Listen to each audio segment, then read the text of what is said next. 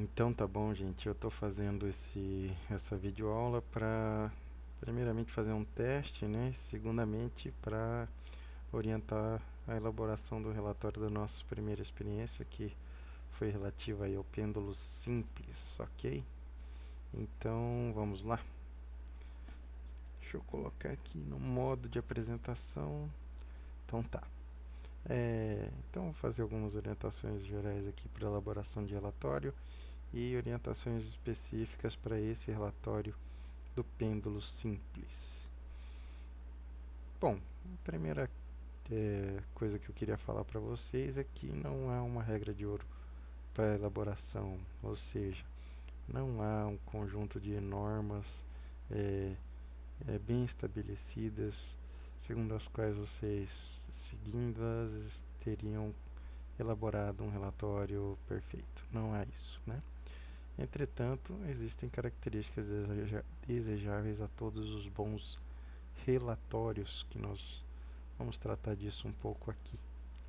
Primeiramente, ele tem que ser conciso, então ele tem que dizer muito com pouco, né? Principalmente porque hoje tempo é dinheiro, então o seu leitor não vai ter provavelmente muito tempo para se dedicar à leitura do seu relatório, então ele tem que ser bastante conciso, né? Mas não adianta você tentar dizer muito com pouco se a linguagem que for utilizada for muito rebuscada, de forma que o leitor não vai conseguir decodificar a mensagem. Então, se esforce para tentar produzir um texto com a maior clareza possível. Então, utilizar a linguagem técnica, mas é, da forma mais simples possível, né, na medida do possível. E seria ideal que você já se acostumasse a utilizar as normas da BNT para a elaboração desses relatórios. Então, vamos ver quais as seções que um relatório deve conter. Ele deve conter uma capa, um sumário, objetivo, resumo, introdução, fundamentação teórica, uma seção para tratar do procedimento experimental, resultados, discussão, conclusão e referências bibliográficas. Vamos falar de algumas dessas seções aqui: objetivo, resumo, introdução, procedimento, resultados e conclusão. Com relação ao objetivo, né, ele deve conter em poucas linhas aí qual é o propósito desse experimento, para que foi realizado o experimento, né? Então deve conter o que o experimento visa determinar. Eu resolvi colocar como exemplo, digamos que tenha sido feito um experimento sobre a constante da mola, né?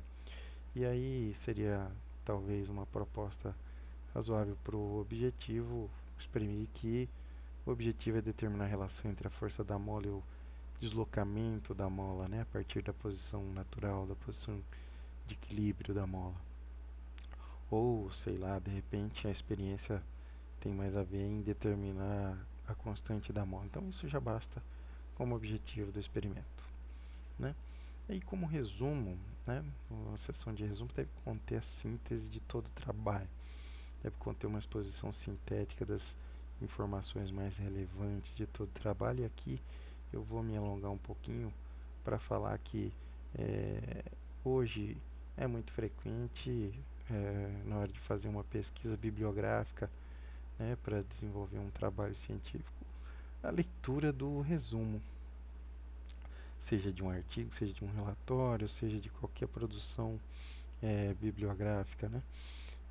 Então, no resumo, é, deve ter uma exposição é, breve, mas é, rigorosa, né, do objetivo e da conclusão do seu trabalho, que é muito provavelmente o foco do seu leitor. Ele quer ver se o objetivo do seu experimento e as conclusões que você obteve estão alinhadas com a necessidade dele. Então ele vai fazer uma leitura desse resumo para decidir se prossegue a análise, né, mais pormenorizada do seu trabalho ou não. Então isso deve constar lá no resumo, né? Costume-se fazer um resumo bem elaborado, né?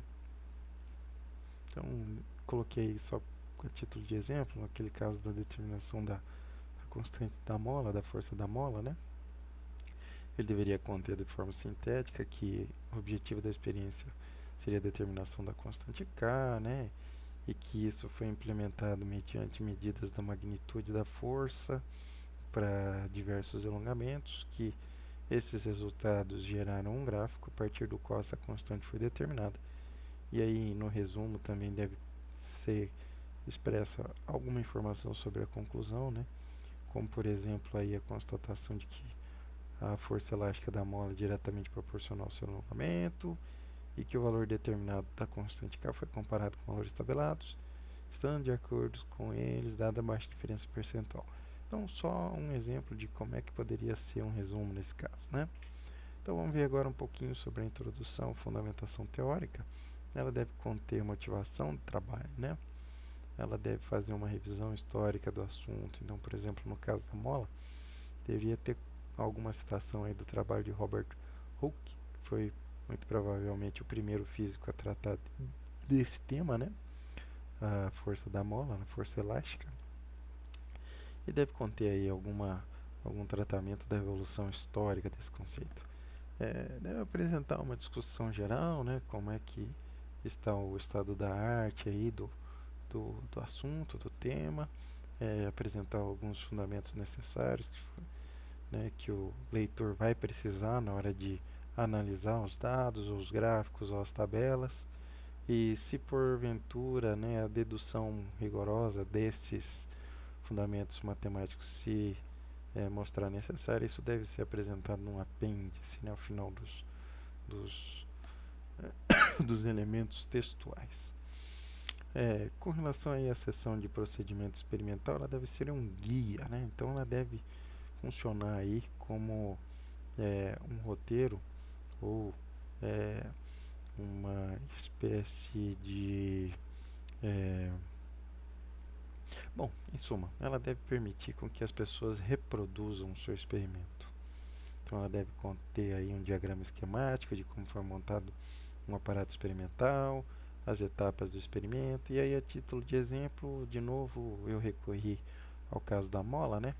Em que se pode citar que a mola foi alongada de diversos comprimentos e a força foi medida aí, de repente, com o uso de um dinamômetro, né?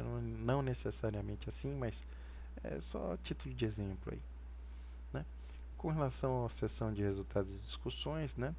Apresentar os dados em forma de tabelas e gráficos, isso vai ser numa concordância lá com a concisão lá do relatório. Tabelas e gráficos são formas muito eficientes de se apresentar esses resultados, né, de forma é, concisa, breve e simultaneamente ampla, né? Vocês devem apresentar alguma discussão sobre os resultados, como por exemplo aí de novo recorri, sei lá, não, aqui acho que eu não recorri ao caso da mola.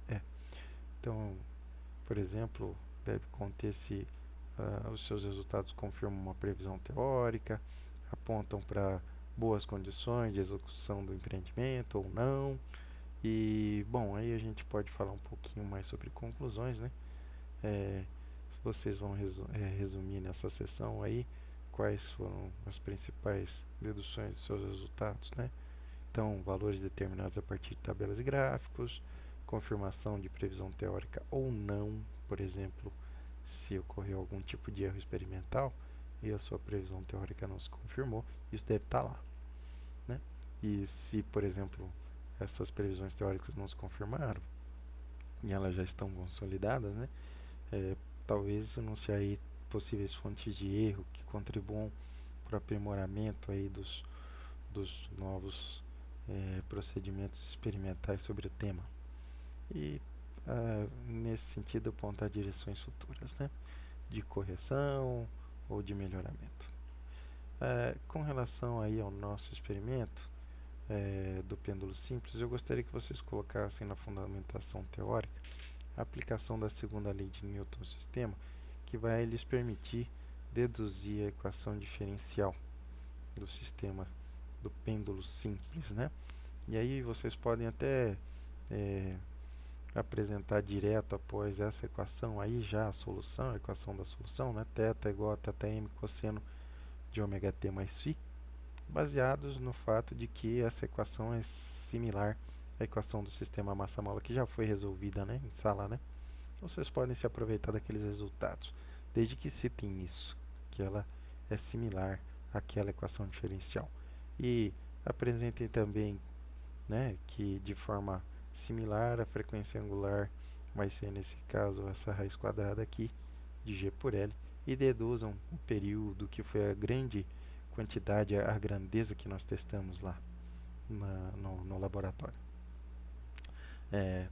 Gostaria que vocês apresentassem para mim a diferença percentual entre pares de períodos, né, naqueles casos em que nós testamos aí a relação do período com diferentes amplitudes, com diferentes massas, e para ajudar nisso eu pensei aí num exemplo. Digamos que a gente, a gente tenha feito aí duas etapas da experiência com diferentes amplitudes e os resultados dos períodos tenham sido esses dois aqui. A diferença percentual entre eles pode ser determinada por essa expressão, né? E substituindo esses valores de período, a gente chega aí a um resultado de 0,7%, ou seja, essa variação é praticamente nula frente aí ao resultado de referência, né, o período 1, né? Então vocês podem dizer, olha, frente a esse desvio percentual ínfimo, né, podemos dizer que o período está se mantendo praticamente constante e não guarda relação com a variação da amplitude ou a variação da massa. Então eu gostaria de ver isso, ok? É, Nessa discussão aí dos seus resultados experimentais. É, com relação aos gráficos, primeiramente vocês vão fazer para mim um gráfico em papel milimetrado do período contra o comprimento do pêndulo, tá? E para verificar se a relação é linear ou não. A expectativa é que vocês obtenham um gráfico desse tipo, né? Em que os pontos flutuem em torno não de uma reta, mas de uma parábola rotacionada aí de 90 graus, ou de outra forma, de uma expressão do tipo y é igual a raiz quadrada de x, que é justamente o que está previsto por essa equação. Ok? Bom, existe um outro gráfico a ser elaborado, que é o gráfico de t quadrado contra L. E aí existem duas formas de se elaborar esse gráfico. A primeira delas eu falei em sala, mas depois eu vi que ela é um tanto é, é, complicada de se utilizar, porque nós vamos precisar desses valores intermediários aqui. E aí vocês teriam que calcular o quadrado de cada um deles e colocar aqui, né, para depois gerar o gráfico. Então o que eu tinha falado em sala é que vocês iriam associar a cada ponto aqui o seu quadrado, então 0, 0, 1 associar 1, 2 associar o 4, 3 o 9. Depois vocês iriam plotar t contra L, que aí quadrando esses valores, né, essa operação ia ser equivalente a fazer o quadrado do período, mas isso vai se mostrar um tanto complicado de aplicar por causa dos valores intermediários aqui. Então, gente, vamos utilizar uma abordagem mais simples, que vai ser simplesmente pegar o período que vocês calcularam lá, elevar ao quadrado e plotar no papel milimetrado sem alteração de qualquer um dos eixos, tá? Então façam dessa forma que vai ficar melhor. Quando vocês fizerem isso, vocês vão obter pontos que vão flutuar, muito provavelmente, se der tudo certo, em torno de uma reta que nós chamamos da reta média. Então, a outra recomendação que eu vou fazer para vocês na hora de elaborar essa reta é que quando vocês traçarem essa reta, busquem traçar uma reta que fique o máximo possível equidistante dos pontos. Então, veja nesse caso aqui que eu fiz um exemplo, né? Tem um ponto E que está meio distante, digamos assim, da reta, mas tem um ponto D equivalente a ele que está praticamente a mesma distância, né? Mas no outro plano, tá? No semiplano oposto a esse semiplano onde o E está. Então tentem construir uma reta dessas, tá? Que divida os pontos de forma que eles fiquem equidistantes, tá? Dessa reta. E aí essa reta aí vai nos permitir determinar a aceleração da gravidade g. Mas como, né? Então vejam aqui que se vocês elevarem essa expressão aqui ao quadrado, vocês vão obter uma relação do tipo t quadrado é igual a 4π ao quadrado por g vezes L, né?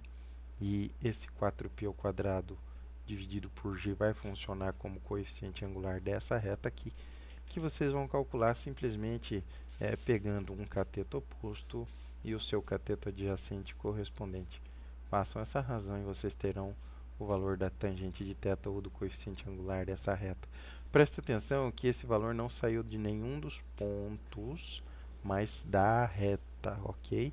Tirem-no da reta, beleza?